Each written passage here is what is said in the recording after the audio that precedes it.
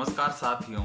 आज अपन बात करेंगे 16वीं विधानसभा का जो इस बार इलेक्शन हुआ था, इसके अंदर जाट समाज से कितने लोग विधायक चुनकर आए हैं, कितने लोगों ने चुनाव लड़ा है, किस पार्टी से कितने लोग चुने गए और उन्होंने कहां से चुनाव लड़ा और किस किस को हराया है।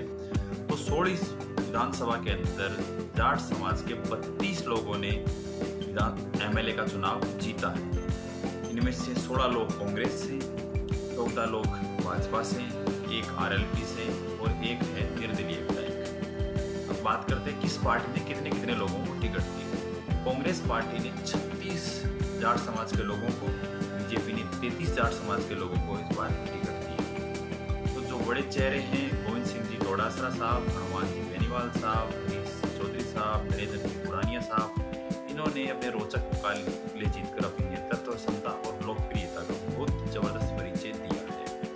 तो हम बात करते हैं सबसे पहले आरएलपी पार्टी से। हनुमान जी बेनीवाल साहब अकेले हैं जिन्होंने चुनाव जीता है। आरएलपी सुप्रीमो भी है ये।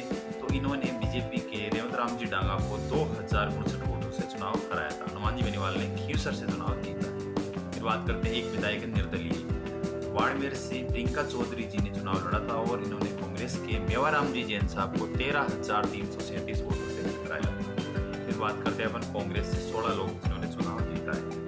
रतनगढ़ से पूसाराम जी गोदारा साहब, इन्होंने बीजेपी का अविनाश सिंह जी को चुनाव हराया है।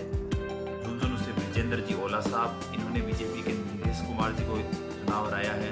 तीसरे नंबर मडावा से रीटा चौधरी जी, इन्होंने बीजेपी के नरेंद्र जी को 18,000 वोटों से चुनाव हराया है। 4 नंबर पर सूरजगढ़ से श्रवण जी चौधरी, 5 नंबर पर दादारामगढ़ से वीरेंद्र सिंह जी, 6 नंबर पर चौमू से सीखा मिल बराला जी, 7 नंबर पर पुरेरा से विद्याधर सिंह जी चौधरी साहब, 8 नंबर पर किशनगढ़ से दीप सिंह जी खेरिया साहब, 9 नंबर पर लाडनू से बड़े भाई मुकेश सिवाकर साहब, 10 नंबर पर परबतसर से रामनिवास सिंह गावड़िया साहब, 11 नंबर पर तारानगर से नरेंद्र जी बुड़ानिया साहब, 12 नंबर पर है लक्ष्मणगढ़ से कांग्रेस के फेमस आदमी बड़े चेहरे गोविंद सिंह जी डोडासरा साहब, 13 नंबर पर है किशनगढ़ से विकास सिंह चौधरी, 14 नंबर पर है नागौर से हरेंद्र जी मिर्जा साहब, 15 नंबर पर है बायतू से हरीश जी चौधरी और 16 नंबर पर है नौका से सुशीला जी रूडी जो रामेश्वर जी रूडी साहब की पत्नी है। तो ये लोग 16 लोग कांग्रेस से जीत कर आए हैं। अब अपन बात करते हैं बीजेपी से कौन 14 लोग हैं जाट समाज के जिन्होंने चुनाव जीता है।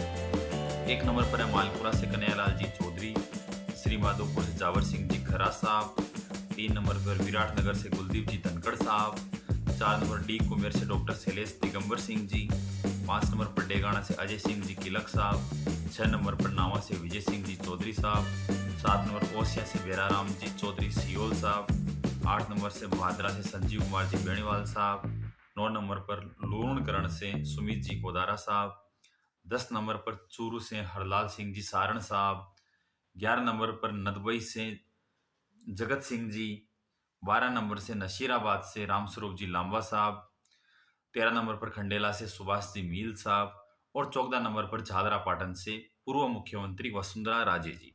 वसुंधरा राजे जी को जाट समाज में इसलिए गिना जाता है क्योंकि ये जाट समाज की बहू है।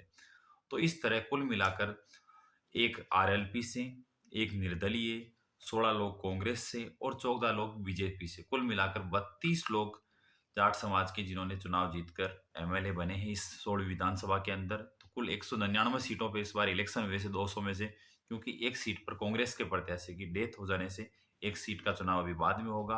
तो 199 सीटों में से 32 जाट समाज के लोग चुनकर इस बार विधायक बने हैं। तो इन सभी को हमारी ओर से ढेर सारी शुभकामनाएं। ये देश की प्रगति, राज्य की प्रगति के लिए बहुत कार्य करें, जनता की, सभी समाज की जनता के लिए कार्य करें। जो भी सभी समाज की समस्याएं हैं, पानी की समस्या हो, बिजली की समस्या हो, शिक्षा से जुड़ी समस्याएं हो, स्वास्थ्य से जुड़ी समस्याएं हो, इन सभी समस्याओं का हल करें और सभी समाज के लोगों को आपस में एक दूसरे से जोड़कर रखें। यही हमारी इच्छाएं हैं और इन सभी लोगों को ढेर सारी शुभकामनाएं। धन्यवाद। जय हिंद, जय भारत।